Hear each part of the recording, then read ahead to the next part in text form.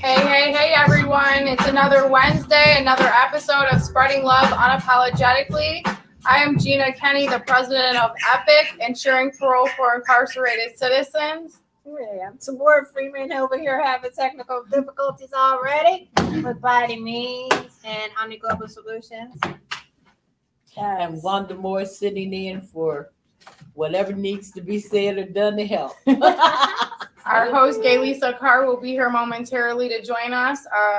Usually Bam takes the course first. Is that what we're doing again this week, darling? Yeah, we're just going to go briefly this week. All right.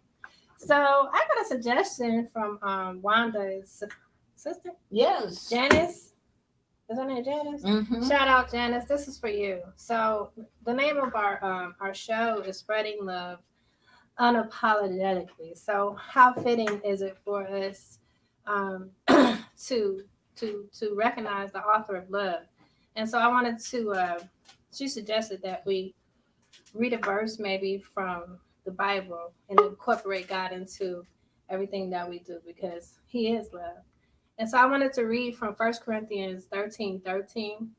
And it's a small verse, and it says, "And now these three things remain: faith, hope, and love. Mm-hmm. But the greatest of these is love." Yes. Amen. And that's what we've been doing, spreading love unapologetically.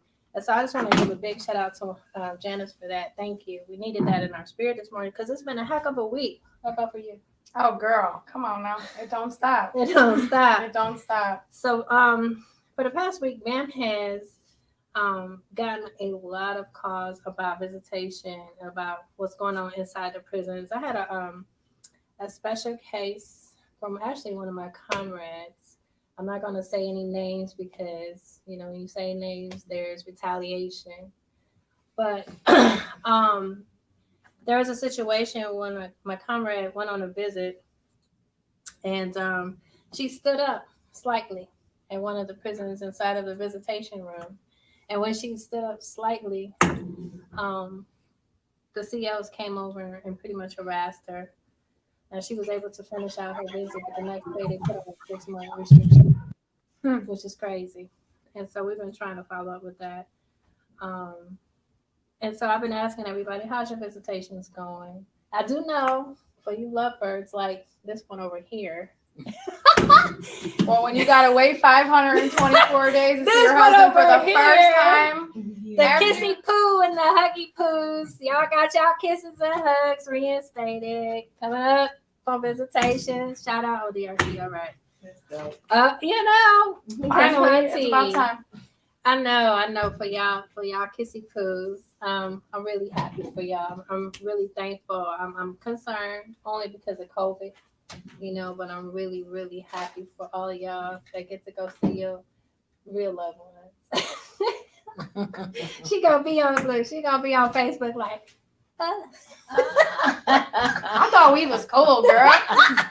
Y'all just don't know. This one gonna be on Facebook talking about, oh Lord have mercy. Yeah, y'all don't understand. I was tortured. Yeah, that is I was torture. kidnapped for my husband a week Torture. after I married him, after being at that institution. Well, yeah. Every week I was there, every single week for years. Yes. And we got banned simply on someone else's doing, but because we were at the table, you know how it is, guilty by association. People don't realize that shit's real. It's very real. You know, and we didn't even do anything, and that cost him a whole security level drop last year, thankfully.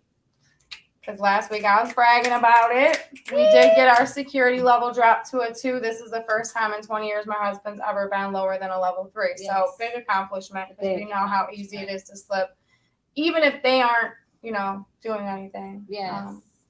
Which is why I had my Aaron Brockovich post. Yes, I saw. Did you see that? So. You didn't see that. Oh my God, that's what he called her, Aaron Brockovich. Well, my husband, you know, we just, you know, retained a lawyer. You know, they call lawyers ambulance chasers. Mm-hmm. I was ambulance chasing her, but I didn't ambulance chase her to be like passive aggressive. Like, I stayed patient. Yeah. Y'all know that. Oh yeah, Years. absolutely for you. Since Ruel Sailor, shout out to my homie Comma Club. But since she got him exonerated, like, I always knew that if anybody was gonna bring my husband home, it was her. Other than me, it was gonna be her. She was gonna be our shero. I've watched her over the years. She is a pit bull in a skirt. Seriously, Google her. It's in there. Michael Thompson, the one that just got released in Pennsylvania for the weed sentence. She was his lawyer. So she's bomb. But they had questioned him about how he had contact with his lawyer. Mm-hmm. That's crazy. Like, First and foremost, what's any of your business? Right. And secondly, there's only 2 people that would have known that was his lawyer, because, you know, he didn't get the opportunity to see her because some things came up. But only the person that took the visit and the one that has it bad for us are the only 2 that would have known that she was coming to see him. So yeah, he was asked by one of his regular COs. You know, he said, I was part of a conversation. They want to know how you're having contact with her. And then that's how he said, well, what are you trying to imply? I have a cell phone? Because if that's what you're asking, you can go tear my cell up right now. I'll stand right here. Have fun. That's actually should not be a part of their language. Well, I mean, that's how they approach my husband. And like I said, we've been patiently waiting for that security review. And I just feel like they were trying to push something on him. But and I'm glad he straight told them, like, no, I haven't had any type. My wife does all that. She's Aaron Brockovich. This one right here. Let's see. We do have a couple of guests real quick. I see them. I did bring them into StreamYard. I am going to go ahead and give them a second to introduce themselves. Ladies, thanks for joining us today on Spreading Love Unapologetically. Amy added me to Facebook, and, you know, we have scope people out, and we talked prior, and I spoke to one of her partners, and they have a lot to offer. They are dealing with people who are incarcerated in Ohio, whether it be wrongful incarceration, juvenile, whatever. Same thing we've been doing. One's fairly new, but they've actually united together and put forth a great team. So I invited them on today to kind of chit chat with us and chime in when necessary. Ladies, go ahead and introduce yourselves. Let us know what you do, your organizations, your passions, what you're trying to do, and anything you have set forth. Okay. I'm Amy Ray Davis, and I guess this was my brainchild initially, and now it's all of ours. I didn't think I would even go into this area of law, but here I am, and it's something that just fits and feels right. I ended up having a case handed to me in January.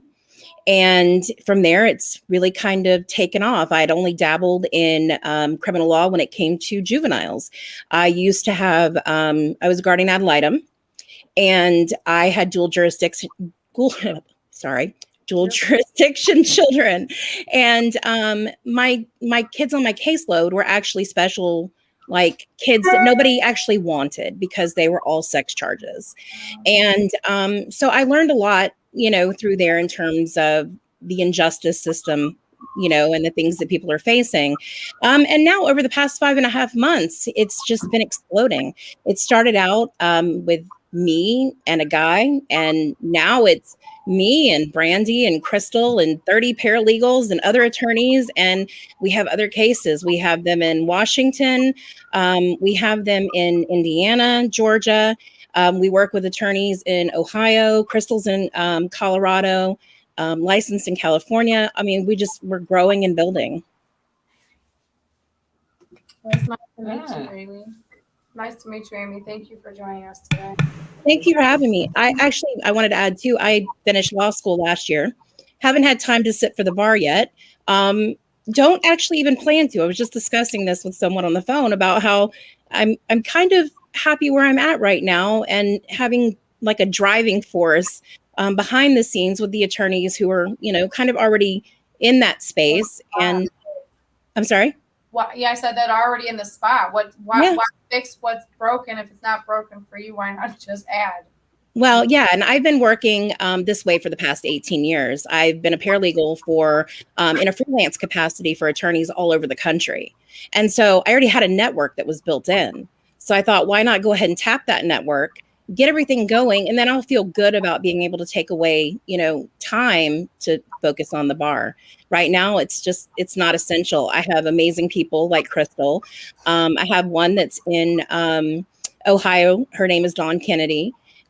We have so many great people that we work with and connections that between the three of us that we're ready to take over and just make some real change.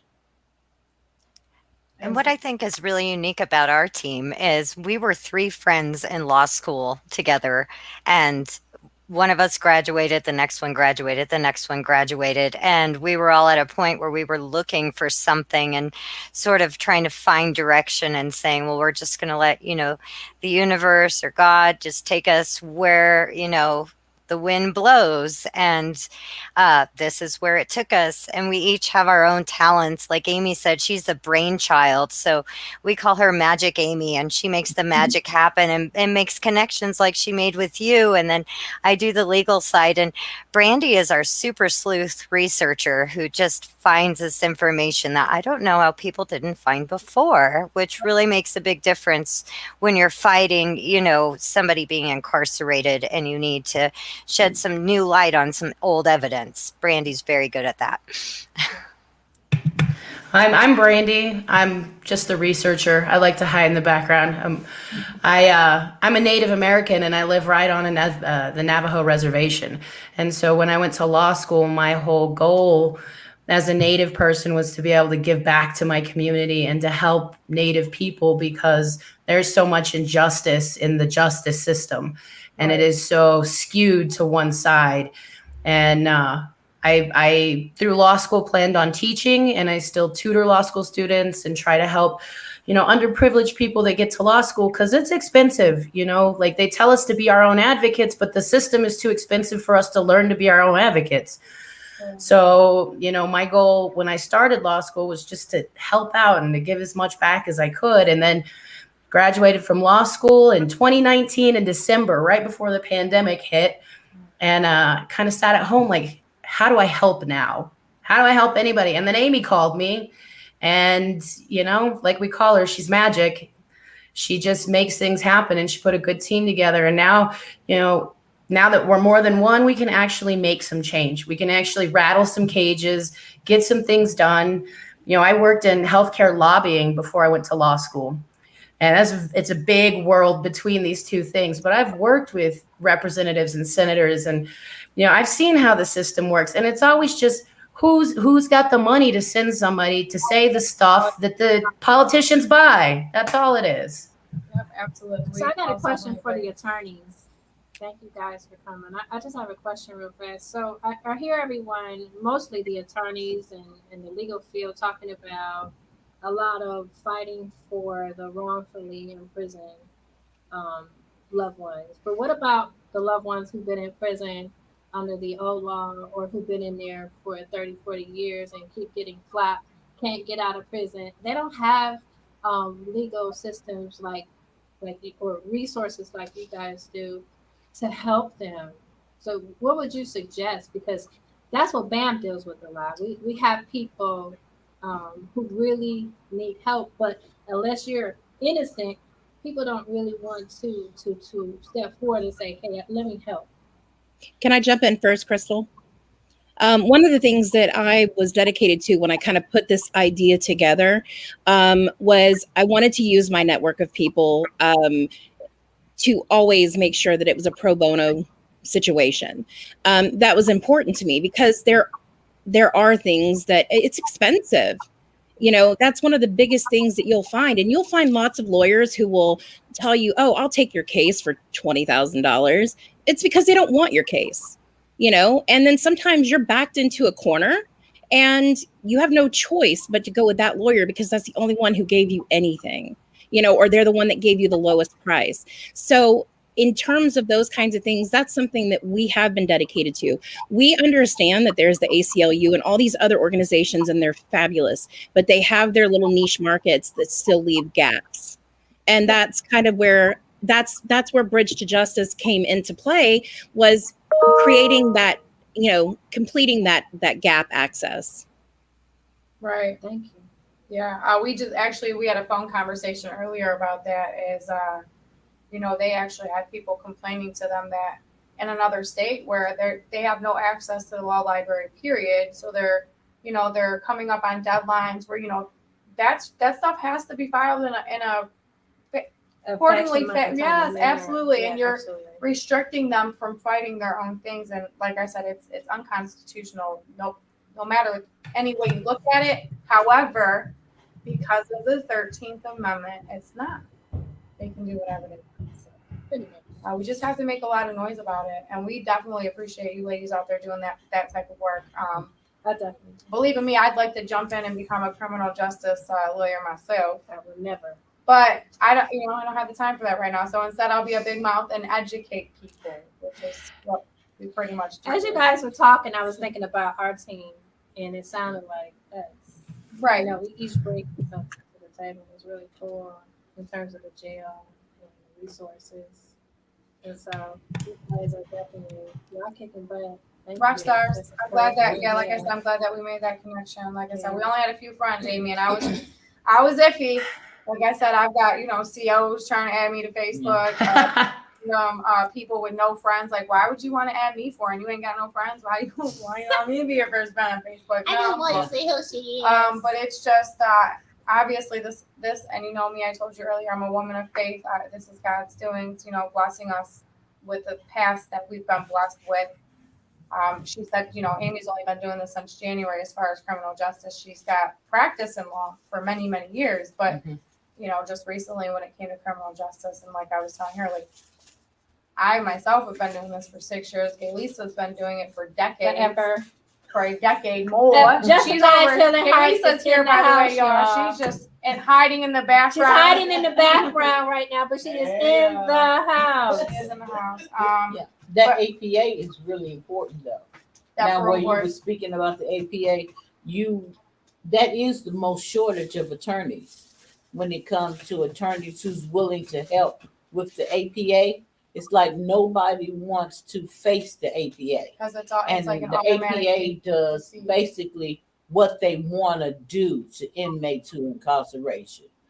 I've seen people who are incarcerated get time because they purchased a robe themselves.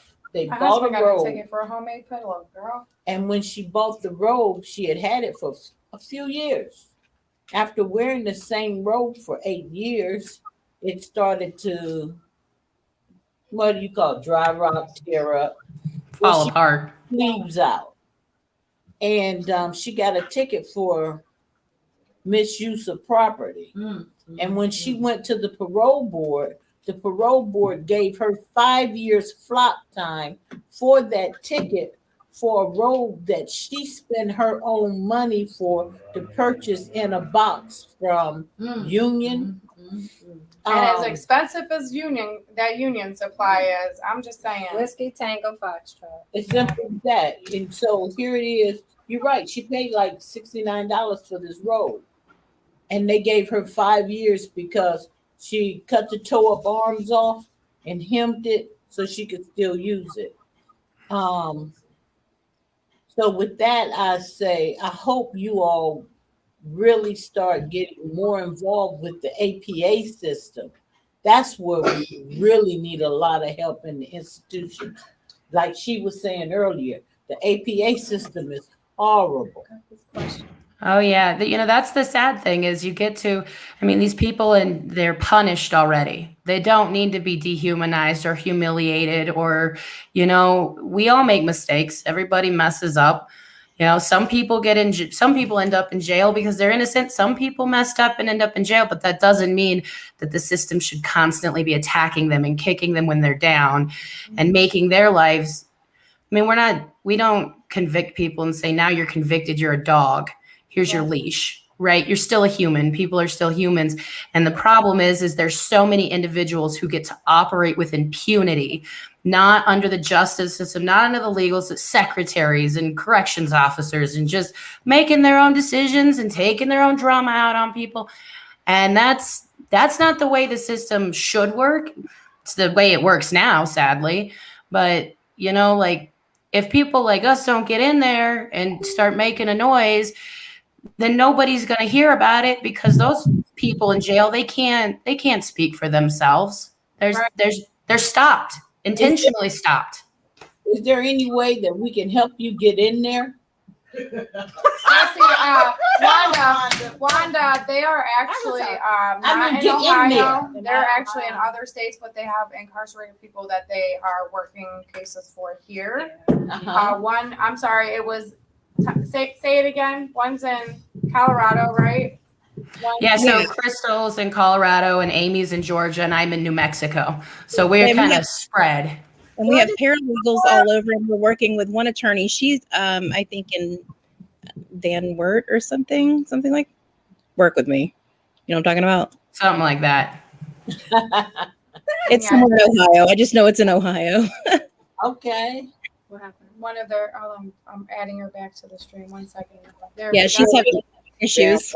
Yeah, I heard it. Yeah, that's what I said. Connections, everything with the StreamYard. So, again, we appreciate y'all coming on. My husband's going to end up calling in. I know we were talking earlier about the juvenile case. They're off and they're all over down here. These ladies, I can't dress them up and take them absolutely nowhere unless they have their slew shirts on and have to be professional. Ladies. Listen. What's up, I just want to say just real quick though with Epic, because we're talking about this Visio week. Actually, I just invited these ladies, because they're in other states, and we are trying to get more states involved that aren't already involved with the Free the 13th movement. This past yesterday, as a matter of fact, I was on a national quarterly meeting, which typically it's just those that are involved in the movement on this meeting. She rocked it. But listen. So Max broke the rules and shared this meeting with everyone to partake and attend and watch us collaborate like we do weekly amongst ourselves. So it was a really great turnout. A lot of people showed up. Tomorrow was there. I also had someone from the Board of Americans for Prosperity there as well. That was the one organization I told you that we networked with a couple weeks ago. They're really into like the legislation, lawmakers getting bills passed, opposed, whatever. A lot of people showed up, and look, I was not prepared to go first. And when they threw me in there. She was like, huh? They're like, we're gonna start with Ohio, Gina Kenny first with Epic, and like I go to they undo the camera, and I'm just like, wait, what? Me first? Yeah, okay. Hi, Mm-hmm. But they said I did a great job. Everyone else said I did a great job. It was a little nerve-wracking when you got that many people. I mean, we have United States representatives like in this movement. We have all kinds of different states, different organizations, a whole coalition.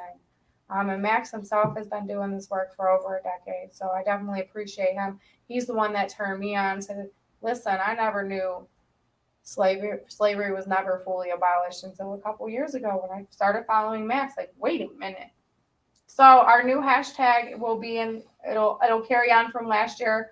For those that don't know, we did host, not only did we host the We Will Not Be Silenced rallies on the prison grounds, we also hosted a Free the 13th rally downtown Columbus, in between the Rice Center and the State House. Epic and BAM did. We were down there, boots on ground. Our initial plan was to march the streets, but unfortunately, people didn't come through like they said they would. But we know how that is. That's why we are action over clout. Regardless if there was 3, 5, or 10 of us, we made noise. Ooh, a lot We of noise. educated. And we caused. Yes, we made connections, and look at us now. Yes. That was last year. Now we're ahead of the game. This rally should be bigger. We have the support of Cecil Thomas, the senator that actually has the legislation, and we're in the process of working on his schedule to get him at the actual rally to speak on this important legislation. Yes. Because let's be real, equality or fairness or any of that will not go away until we take care of the 13th Amendment. Prison reconstruction. I know people like the reform word. You know, that's a band-aid word to me, and I don't like it. But yeah, seriously, the real work truly has to start at the bottom, and I feel like the whole 13th movement is it. Well, my thing is this: if a person, and this is just my opinion, let me just clarify this because I feel we have all have our opinions, but if you have an issue with police officers killing Black men and you don't have an issue with COs killing people in prison, then you might be part of the problem. Well, and that's my thing. I wish people would get as angry at these True. these abuses. I keep hearing rumbling on Them hitting that table. It's probably that mic over there. These ladies over here being crazy today. I did not do I'm just kidding. It's hot. Yeah. But anyhow, where were we at? No, I was not trying to Free the 13th. Yeah, so yeah, that's what I've been busy working with. I actually talked to a reporter today. Wando, you'll love this. On parole. Excellent. I will be meeting with him on Friday with a lot of the paperwork that our incarcerated correspondents have sent to us. I mean, I have model prisoner parole candidate sheets. I have parole candidate or parole hearing packets of people that should have been out decades ago.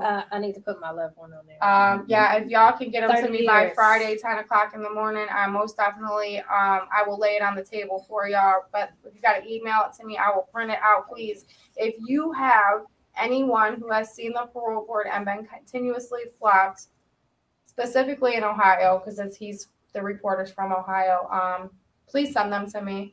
Shout out to Pete Van Leer, Policy Matters Ohio. He's the one that put us in connection with this reporter. He knows that Epic's been doing, as much work as we possibly can to try to get in the State House to get our own proposal going. And he's willing to campaign for it and everything. So as much information I can lay on the table, like he said, the proof is what people need to see. We can talk, preach, but without giving them that visual. I have a list off the top of my head. First and last names ready for you. Okay, well, I need the actual packet. So I know like people's requested them. I don't have time to request them until Friday. So I know like our guys, we've been doing this work forever. So I probably have at least 30 of them on hand my own self. So the actual packets that they give. Parole hearing packets, basically they're whatever the parole board said, which I was telling this reporter because he asked me a lot of questions. He was unaware that victims still had input, which I told him I know that Ohio Justice Policy Center just filed a lawsuit against the parole board on behalf of victims still having say-so. Actually, they're discreetly having say-so. And not only that, but I was like letting him know, the members of our parole board is DOC members. So the odds are already stuck again, or set up against our incarcerated person regardless. Now, say you had a problem with JoJo and you go in there, the same word, and you had another institution, your odds are really stacked up against you. And I was telling him, I said, there's no prisoner advocate. There's 2 victim advocates, no prisoner advocate. Bernard Keith would be perfect to be sitting on that parole board. Let me just say this because I talk to my loved one about this all the time. He said that there was a time when they had mock parole hearings and they would prepare them for parole. And so they knew kind of how to prepare themselves, what to say, what documents they needed, what training they needed to go through. None of that is happening. That's not happening. None of that, And when you speak on a packet, me personally, What I received was 2 sheets of paper. That's pretty much That's it. what it is. That's it. Honestly, that's what their packet. That's what Mhm. that's what they call them on the Mm-hmm. Okay. I Yeah, get it. 'cause I 2 sheets received is just 2 sheets of paper. yeah. And the Yeah. 2 sheets of paper really didn't give Say me a much, lot just of like information. nature of crime. We'll see you in 5 years. And that That's was it. it.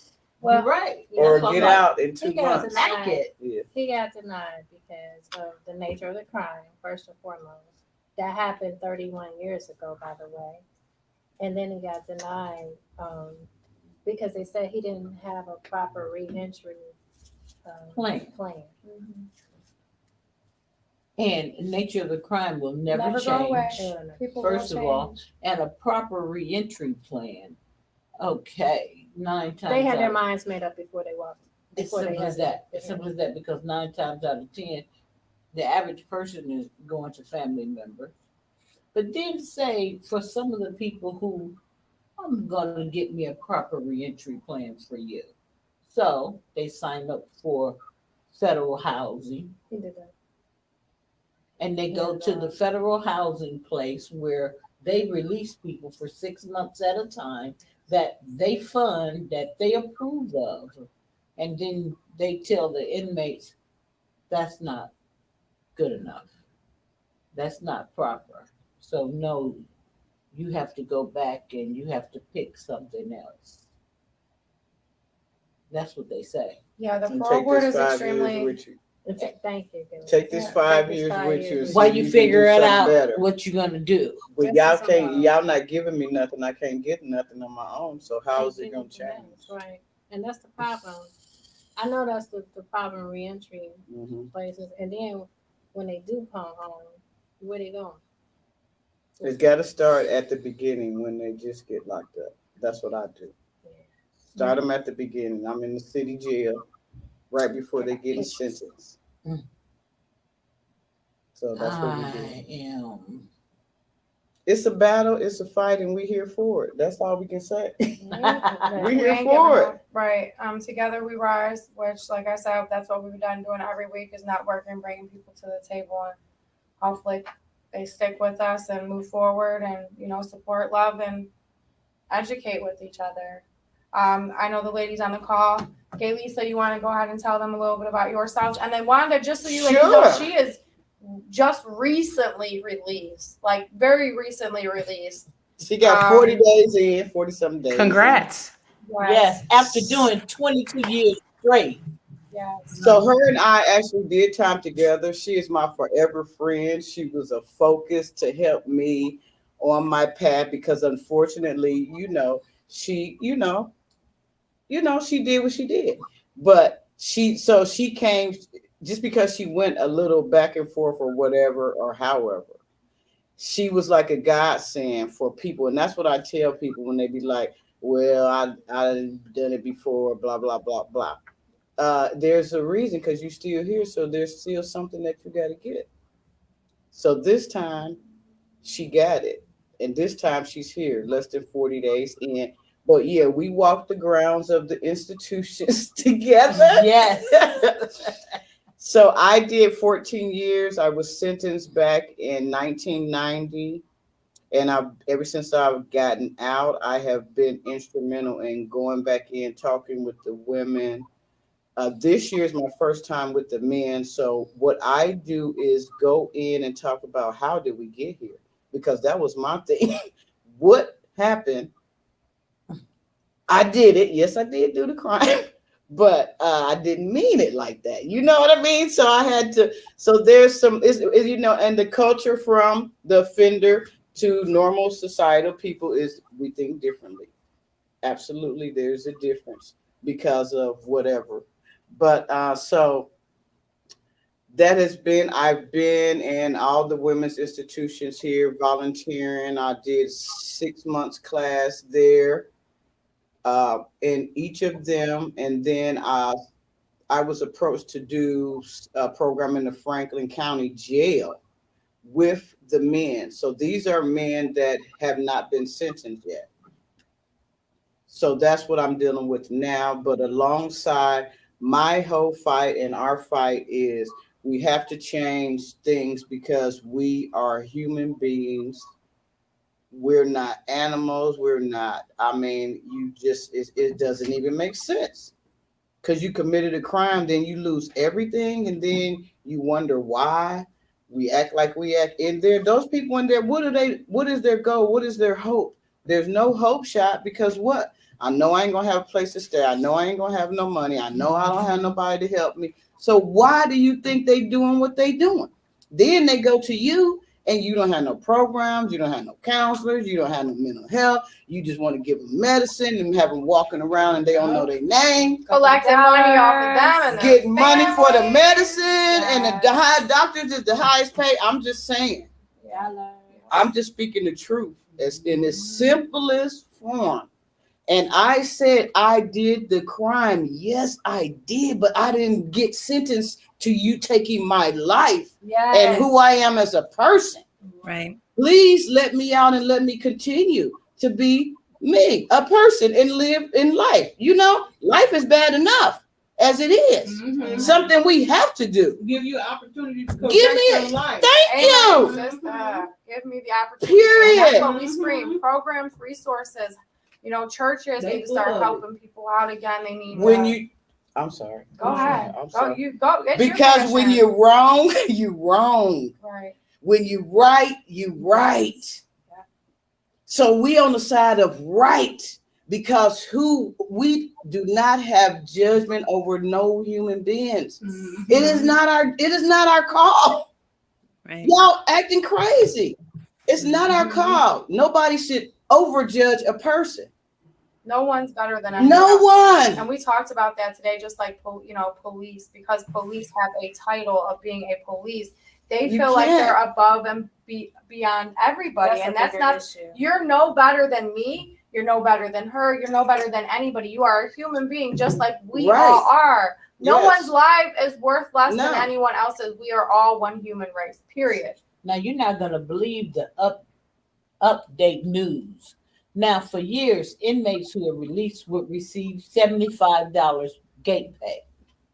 Now, if you have $100 on your books, you don't receive $75 anymore. Mm. They're stopping giving inmates $75 to walk out the door with. What? Where you would have had $175 No. because you had $100. Now, if you have $100, like $175 is a lot of money. Especially someone coming out them gates. Now Yeah. they take back the $75. This is the new update. I'm Yes. telling you, listen, if y'all ain't hip, World Watch Ohio, okay? You can get any time, I don't care if it's the Ohio Attorney General, if it's the transportation school, any type of government agency job. You can get any type of, because they have Mhm. refiles, Right. especially DRC. Every Mhm. 5 years, they got to refile certain. They've been pushing all kinds of stuff through, and that's the problem. People aren't aware of this. They're not That's aware it. of it. They That's do it. everything underneath the That's table, it. underneath the rug. That's how they're getting Mhm. through this. Now, we just recently were told, we've been doing this Free the 13th movement. Now all of a sudden they were successful with 3 states. We have 12 that are getting ready to, and like 20 more after that. But now all of a sudden the DOJ wants to step in. Why should the Department of Justice or any prison type industry have anything to do with why we should or should not take out the exception clause on the 13th Amendment? It should read and should have always read Mhm. no slavery, period. Mhm. Period. But if they take it out, then there's going to be. It doesn't matter. It's time. Hey, it's time to get shit together. I mean, whatever we've been doing ain't been working. People keep asking why. In order to understand the situation, you need to look at it from all views, and to understand the why they don't want that information taken out, can give you a greater urge to fight even harder. Because it's always about money in this country. Thank It's you. always It's been just about common money. sense. And it's Don't- going to continue Thank you. I was to be about to say, Rich don't versus be poor. beating around the bush. It's all Yes. about money. Money. If you wasn't making money, you let more people out. Period. The whole privatization Period. child support, prisons, parole. I mean, everything, probation. It's And she disgusting. actually has expertise on not even just the criminal justice stuff now, family law, evictions, It's all the landlord same. issues. It's it's all about all money. about money. It's All about all money. about Actually, I money. Enforcement. checked my ticket from last Wednesday, $296. Oh. After being so anxious, after all that love we spread last week, Mhm. I was pulled over by a stadium on the way home. And my She- business are Guess who blocked. she called? I called my lady. She called us. Like they behind me. They What behind did I do? I got my hands on And the steering listen, hold on a wheel. minute. Hold on, y'all. And honestly, let me keep it 100 with y'all. Hold on. I did. I told them that I was thankful calm down. that I was white. Mhm. Honestly. You Oh was no, like, there's no. I doubt wanted to about say GD you white, girl, but it's okay. Because No you never driver's know. license, but You never I have know. my You never- CCW. That's automatic. Okay, get out the car. Let me. And no offense, we celebrated last week, y'all. I did have me some Crown Beach. So I'm afraid. I'm like, oh my God, they're gonna smell alcohol in my breath. Where are we going? What's gonna happen? Because we don't know what's gonna happen. You What never kind of know. day he's having. So luckily, after the 15 minutes of him having me shook, he just handed me a couple of tickets and told me to be on my way, which is crazy because he gave me. He swears I ran a red light, which I swear to you I did not. If anyone is familiar with 90, the Lorraine exit, that is a busy intersection, period.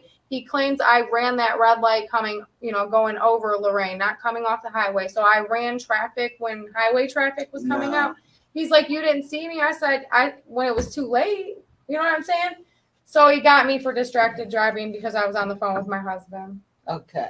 So I'm gonna have to stop talking when I'm driving because I miss exits and everything when I'm on the phone. Oh. Y'all don't understand. I'm on cloud 9 when that man's around me. I can understand. What's going on, Joseph? I see you. Joseph. Joey Dollar's in the house. Hey. So ladies, we are definitely looking for all them expertise, especially when it comes to the law. So they coming on board? Yes. Through That's the up to them. highway and Yeah. the Charlie's Angels. You call us whatever you need. We'll be here. I'm gonna go pick a pose now. Okay. So we want to see those t-shirts. Right. Oh, yeah. This is something. I grew up with a grandmother who was a geriatric nurse, and I learned very early on that elderly people are disposable in our society. My mom started working through our church doing prison outreach, and I learned very quickly that people who are incarcerated are disposable in our society. Mhm. And it's just those two things are something that I grew up with seeing a lot of, and a lot of advocacy for and everything else. And so I'm so grateful that I am where I am, that I'm working with the people that I work with. I run a group on Facebook. It's for paralegal students. We have about 5,000 students in there. That's one of the ways that I can get attorneys on board is I can say, listen, I've got intern power. I got all kinds of people that were willing to help, teach them how to do the documents and everything else. We just need you to show up and do what we tell you, basically. That's it. That's it. And you know what? Back to what you said is one of my biggest quotes is society. They say society is best judged by how we treat our most vulnerable citizens. Our elderly, are incarcerated, our homeless, and our children. Those are those people, and we treat them like they're less than human. It's sickening. It really is. And what's even worse is whenever they get to the point where they start aging out, and it's like, we don't want to take care of you anymore. So you can just go die somewhere else. We don't care. That's not okay. No. There's all kinds of things that are just, it's inhumane, the whole thing. Yes. Yeah. Amen. I know they've been doing a little bit of parole board work here in Ohio too, right? You have a No, in Georgia. We've been working on one in Georgia, and we've been working on one in Washington. okay. Yeah, see, so they have certain different expertise. They were mentioning earlier they're working with a juvenile who do you want to go ahead and explain that situation? Yeah, I can. Well, in terms of disposability, I've also learned firsthand that if you're a Black male, you're also disposable to this society. And I started working as a guardian ad litem in my second year of law school. And like I said, I had the dual jurisdiction children who had the sex charges. One of my children was 15 years old, and he was a Black male, and he was facing 2 life sentences at 15 years old. And it gutted me. Yes. It really and truly gutted me. And I'll tell you that part of the reason why it gutted me, there were 2 reasons. I had another child that I promise you, if this kid does not get the help that he needs, he is going to have his own investigation Discovery Channel show one day, because he has gone that far off the beaten path. I mean, it's bad. But this child hasn't. There were politics involved. His foster father was a local politician, all kinds of things. It was just a matter of, he didn't want his name sullied, basically. And one of the things that really kind of got me the most was I was working through CASA, and I'll probably get backlash for this, but I was working through CASA, which is the court-appointed special advocates. And they told me with this particular child, because he had an attorney in juvenile court and he had an attorney in superior court, that I couldn't testify for the child. I couldn't even write a letter on his behalf to the DA to discuss his character. I thoroughly vetted this child. Due to my background, I went and I pulled this child's mental health records, his school records, his records in juvenile detention, everywhere he had been. I pulled 100% of everything that they had on this child to look for any sort of sexual indiscretions. Nothing. Oh, and don't forget, she called everybody she knew in law school, because I remember her calling me. She called all of us, and we all got involved.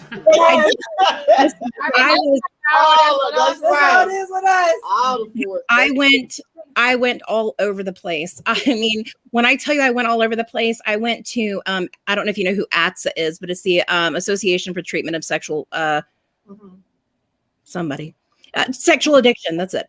And I went to them and I said, listen, I know that you guys got all this great literature about adults. Where's it for children?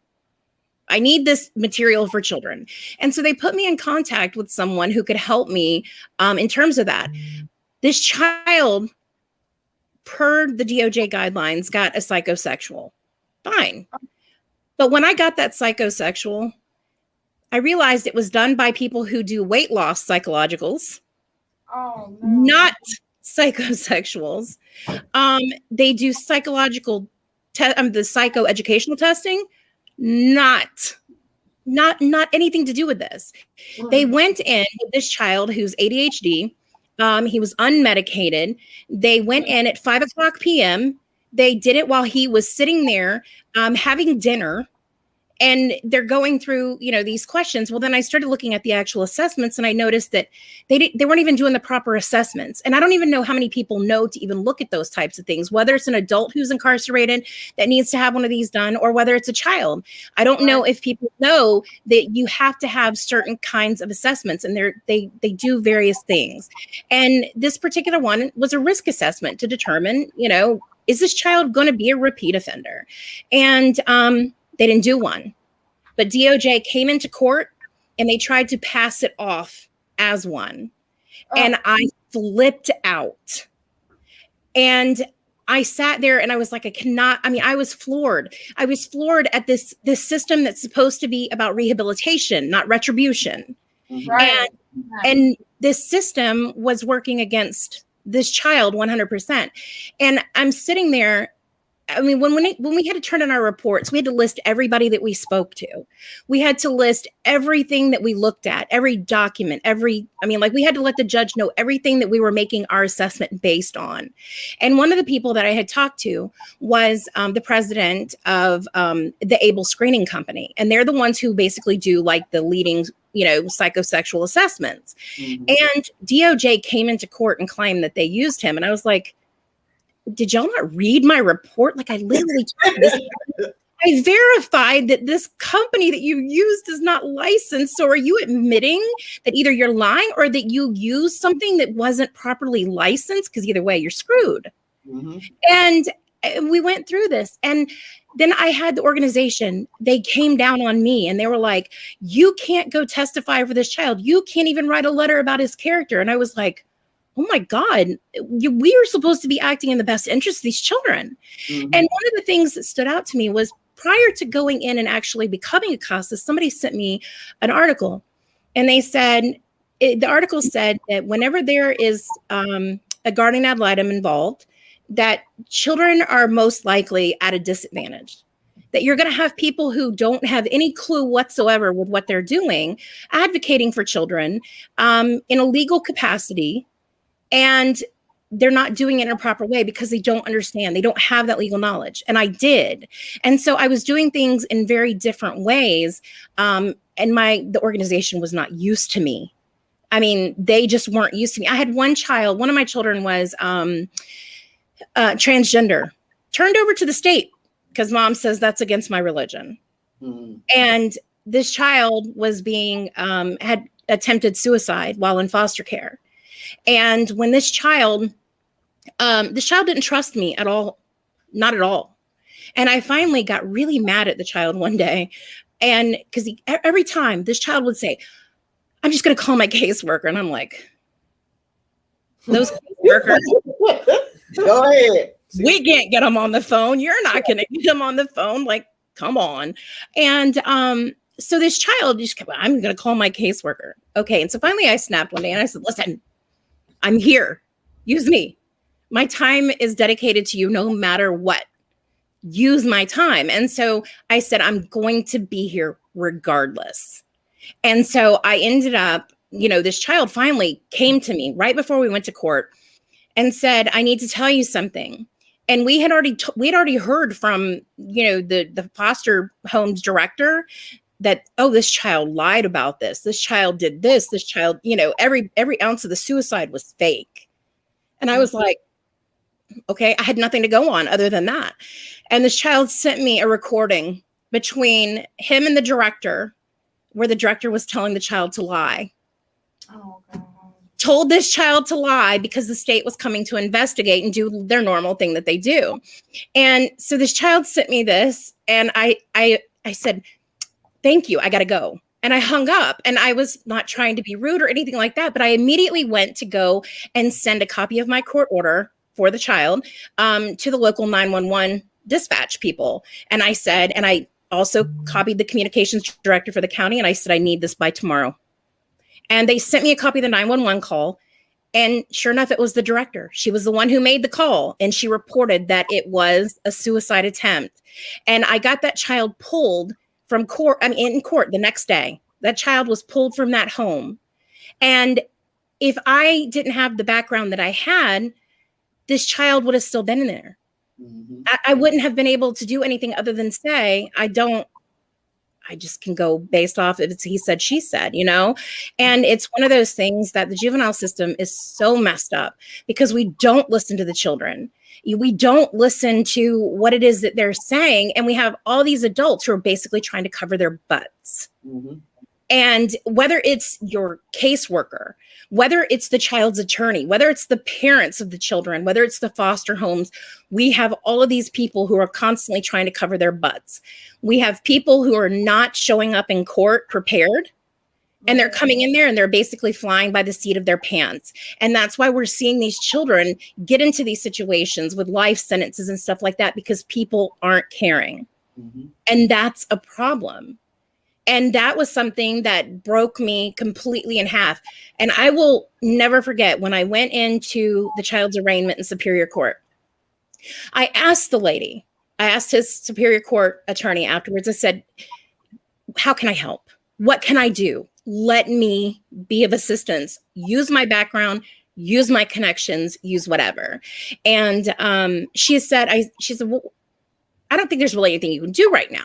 I said, well, what about looking for like case law or something that's in our favor? She said, there's probably not any. And I said, okay. It plagued me all night long. I got up in the middle of the night and I started looking, and sure enough, I found one. That where they bound it back down to juvenile. And it was based off of an assessment by Dr. Abel. That's how I ended up with the Abel Screening Company, because Dr. Abel talked about how these children can get a more tailored program by being in the juvenile system than they can in the adult system.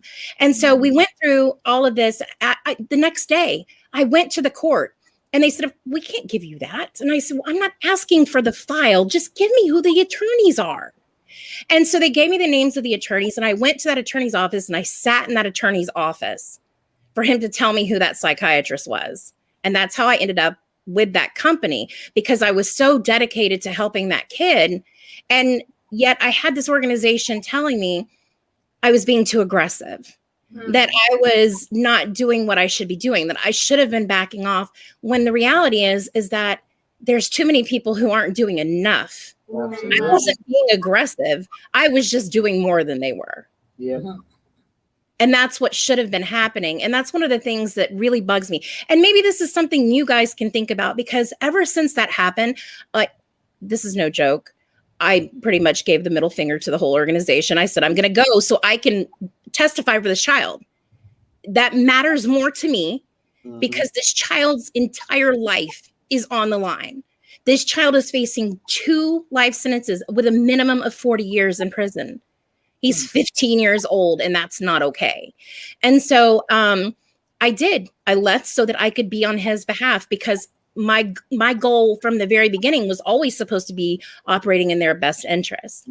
And so one of the things that I really started tinkering with was the fact that CASA is one of those organizations that has no business where there's criminal charges for these children.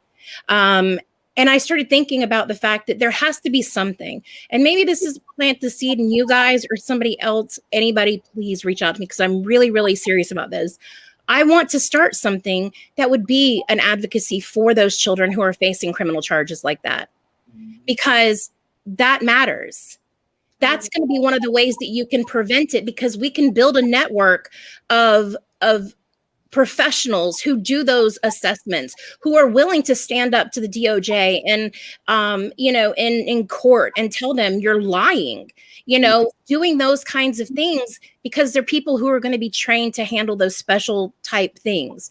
And I think lay people can even do it too. It's just a matter of giving them the proper tools, and organizations like that are going to end up being more harmful to those juveniles than anything else. And we don't need children in prison with life sentences, period. Period. For what? Their brains haven't even formed. Exactly. So we don't need children who are in that. I don't care if they're 18 and they did it. The fact is, they're still not even fully formed then. We are told that we are supposed to look at the totality of circumstances. We're supposed to look at the totality of circumstances, but how can we do that when we're not looking at how this child was brought up? Right. Was this child in poverty? Did this child have an education? Was this child a victim of abuse, sexual abuse, physical abuse, whatever? Was this child being bullied in school? We're missing the totality of the situation with all of these children. And that's something that needs to be, seriously looked at. Exactly. I have 3 18-year-olds in my class already facing murder, and 2 21-year-olds. Isn't your loved one in Indiana? Mm-hmm. See, look, one of the ladies are from Indiana, correct? No. We have a client in Indiana. One of our clients is in Indiana State Prison, and they're the ones who are they're the ones who are denying them the law library access. Yeah. Which prison? Indiana State in Michigan City. My son's in Wabash. This whole thing is just.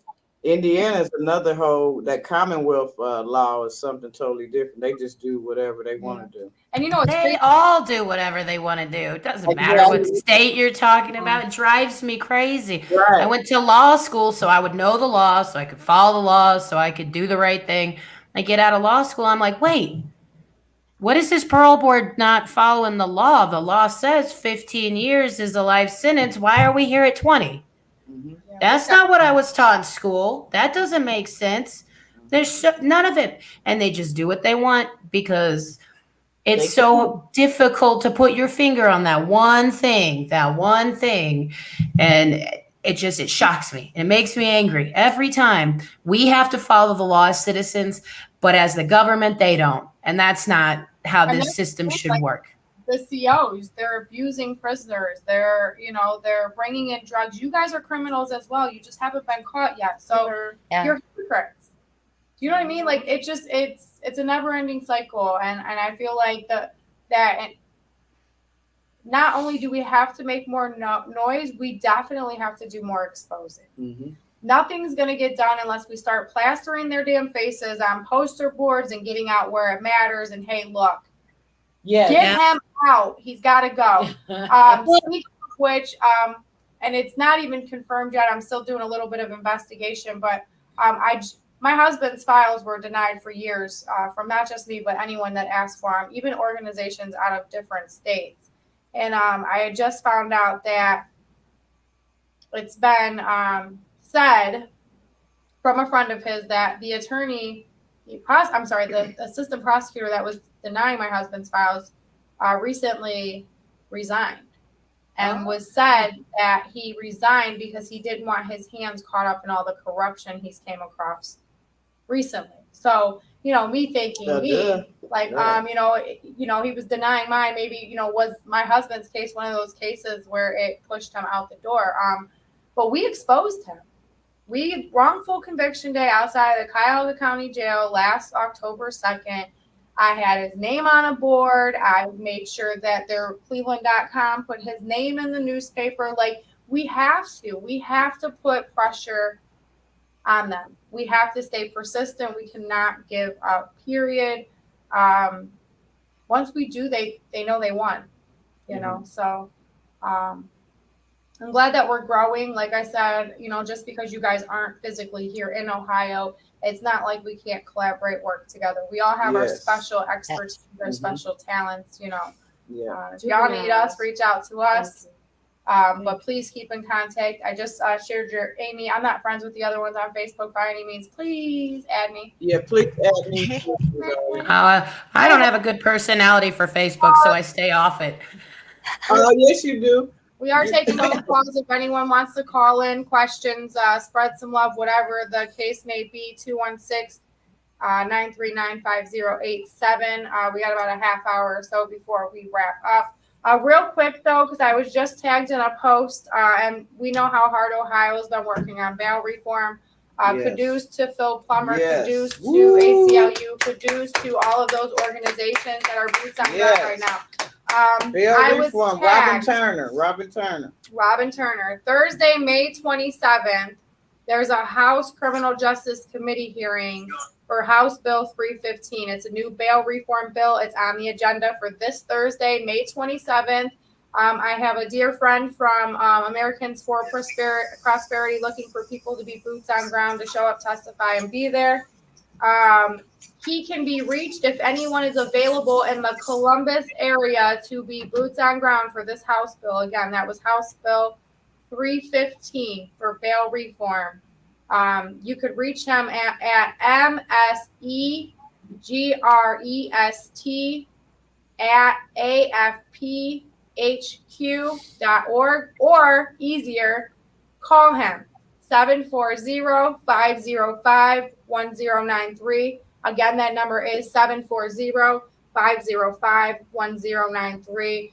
He's looking for some advocates and just some citizens. I mean, bail reform is something that definitely needs addressed as well, because we shouldn't have people sitting in these jails that are inhumane while they are waiting to be convicted, charged, or the whole 9 yards. They're innocent at that point. So our jails shouldn't be overpopulated.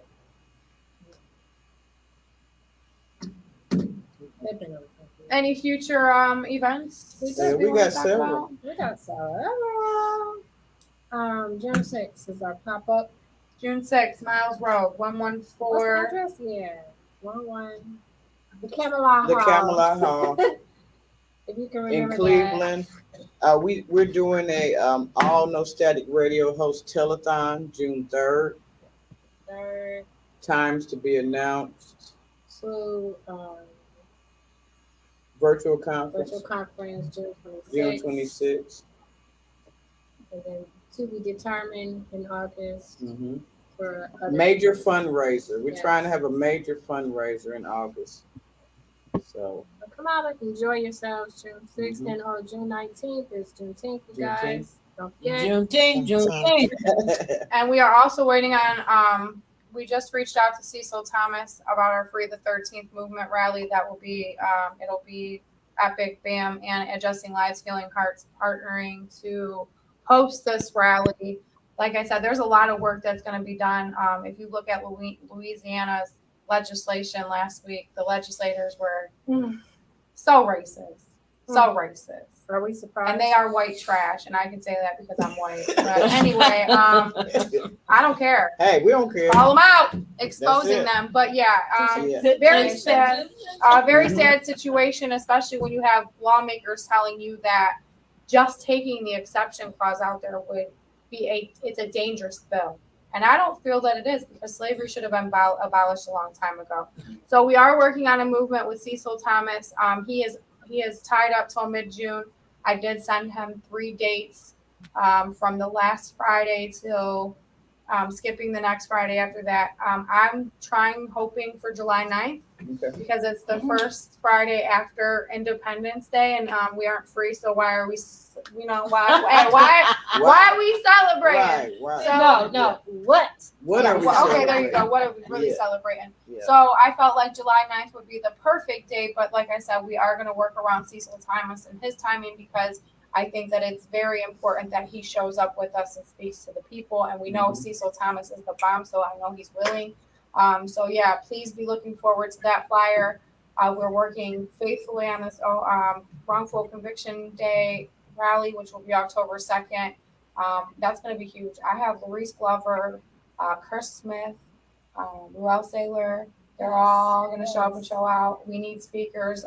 If you are impacted by wrongful incarceration, please reach out to Epic, epicxteam2020@gmail.com. We want to shed shed light on as many stories as we can.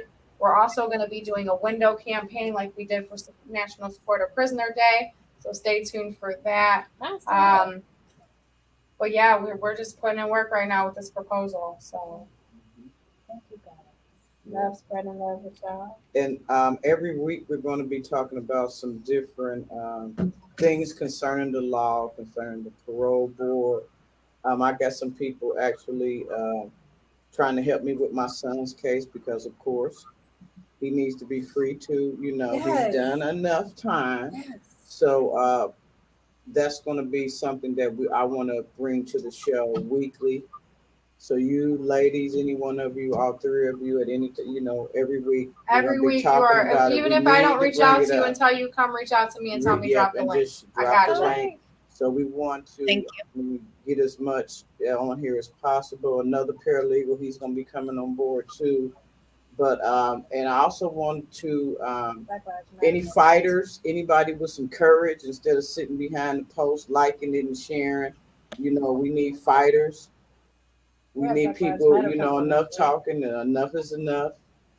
It's obviously a problem, and it's not just a problem because my loved one, her loved one, her loved one. It's just a problem because it is.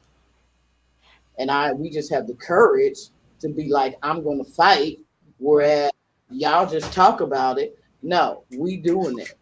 Action. So, Say less. period. Put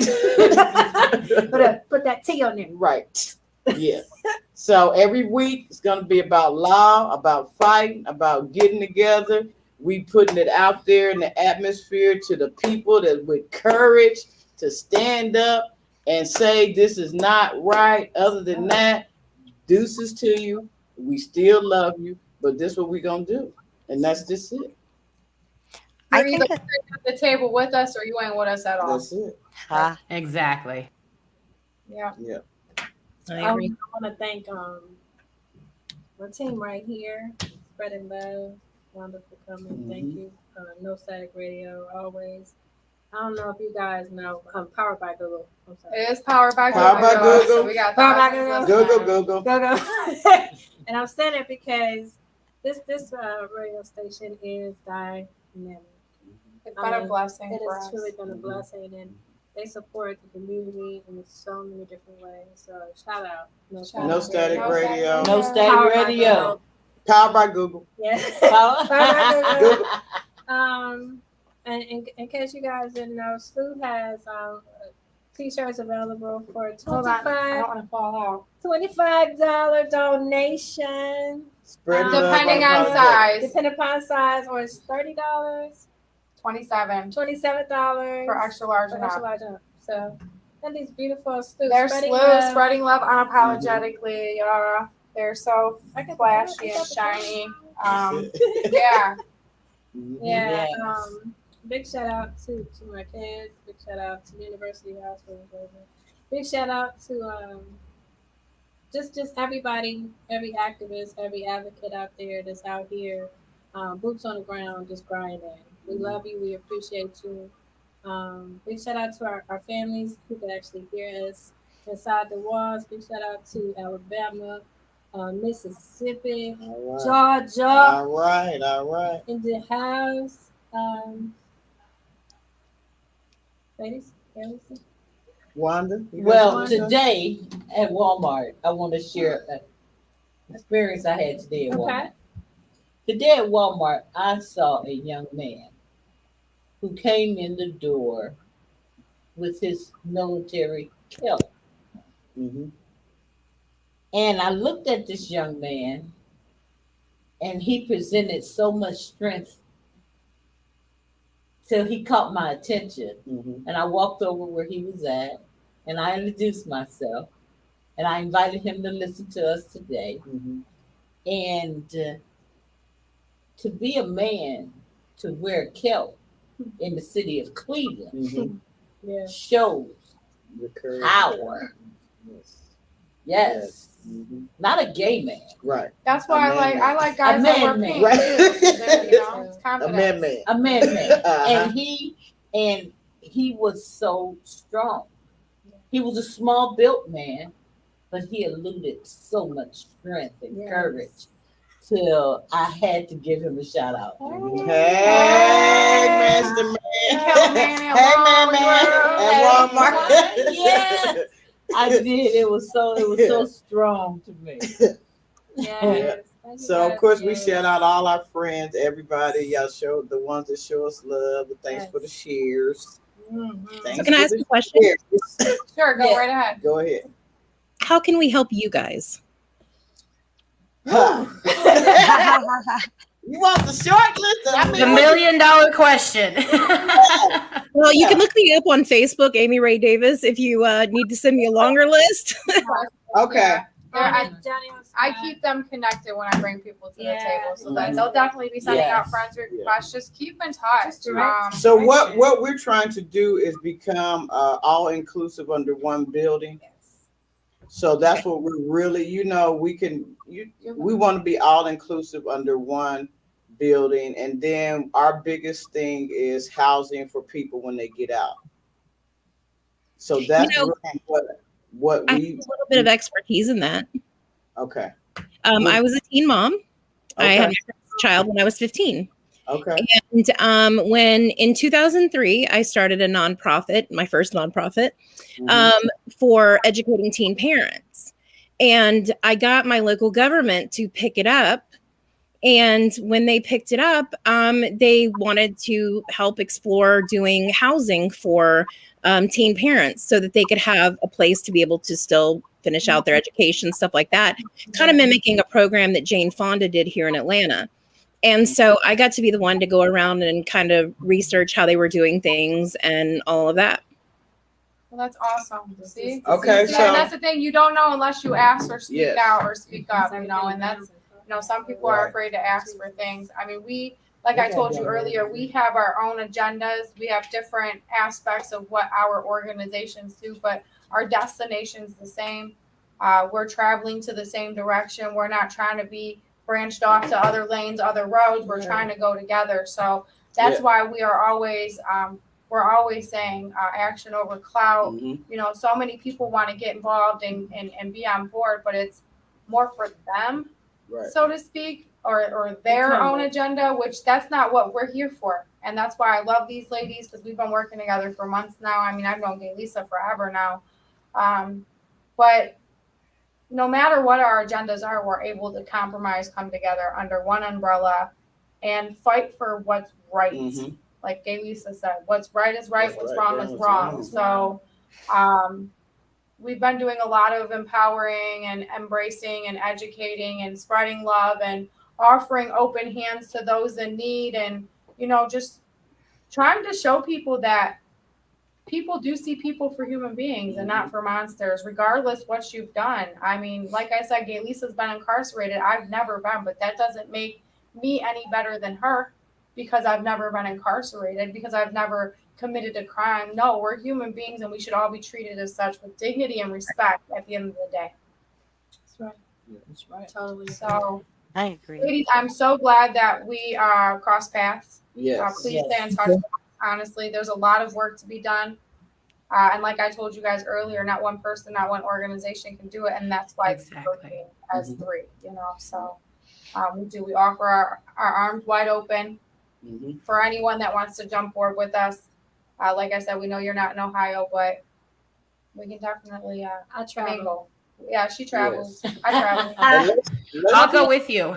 And let's just stay in touch. All right. And you guys can come on every week, and that's Yes. way we can keep that, so we'll know at least Update we'll meet communication. on Wednesdays, because I know everybody's busy, but we will be, you know, reaching out to you, you know, with different things, and then we expect the same from you guys, if that's okay. Absolutely. Yeah, so you're not only included under the SLU umbrella, Yes. you have 3 separate organizations Right. that are attached to you now as well. Yes. So we're better together. Together we rise. Yes. Exactly. Yes. Any final questions, ladies? Is there, you want to put your contact information out there? We have to wrap it up soon. My husband was supposed to call in today, but not sure what happened. Stuff happens. Right. Give him the spiel, Amy. Well, we're Bridge to Justice, headquartered in Atlanta. If anybody needs us, the phone number is 404, I don't call it, 795-5083. Website, bridgetojustice.org. 2 is spelled out.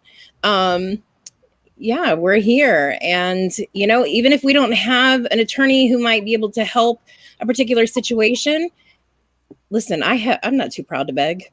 I'll call and I'll say, please, you know, help us do X, Y, Z. Yes. We'll find a way. I have access to private investigators, all kinds of people within the legal field that, you know, I have no problem calling and asking, hey, can you help out and let's do something. And in all honesty, this is one thing I know that I told you earlier on the phone, but, you know, our platform is going to be growing very quickly. We actually have 2 very high profile cases.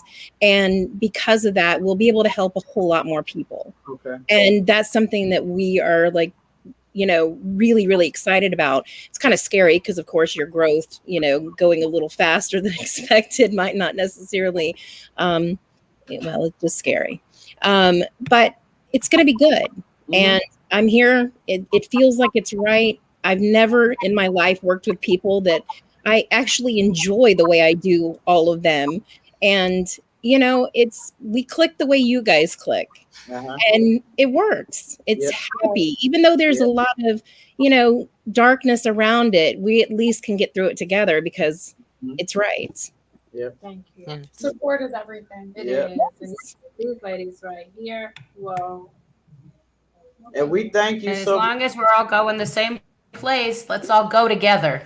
Go. Right. Let us go. Yes. Love you all together. Yes. I agree. So we love you. Can't nothing you can do about it. See you next And week. we'll see you next week. Okay. Ladies, thank you so much for Thank you. Have a joining good us. Thank you. Take care. All right. Marie's not over there. Hold on, let me drop them real quick. All righty. All right. And that concludes the show. Thank everybody for Well, we listening got Maria in. stop us over there. Yeah, We we're gotta still wait for on. Marie. We gotta wait for Miss Marie to come back real quick. Oh. Thanks for everyone for watching. Please share our videos. We've been seeing the insight It's lately, awesome. and it's amazing. It is. Wow. Very heartfelt. We appreciate all the love. We appreciate all the connections, the networking. We need y'all. Boots on ground. We tap into Yes. Action over clout. if you're in a juvenile, and that's what any type of resources you might have for our people, please share. You know, we have women and men coming home who need clothing, who need food, who need basic resources. Please share. If you don't have it, please share who does. You know, we're not in this for us. We in this to win it for everyone. It's not about us. All right. Yeah, it's a personal problem, but we're about to take care of it and find a solution, y'all. We are going to go ahead and in today's episode, come back next week with us, spreading love unapologetically every Wednesday. No Static Radio with Marie. 4 to 6. Have a great day, y'all. Hump day. Black power for black people. 1960s. The Black Panther Party. The movement. Freedom. Let's talk about freedom, freedom, freedom. We will not bow down to racism. We will not bow down to injustice. We will not bow down to exploitation. I'm gonna stand.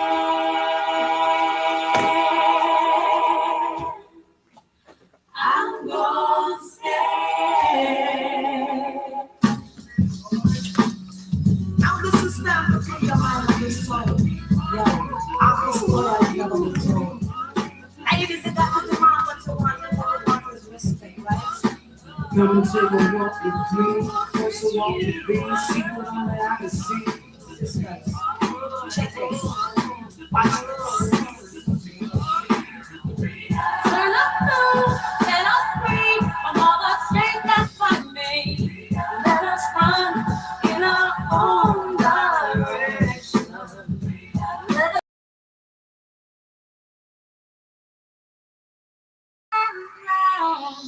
That your people try to teach us. I know why would like to bring us down.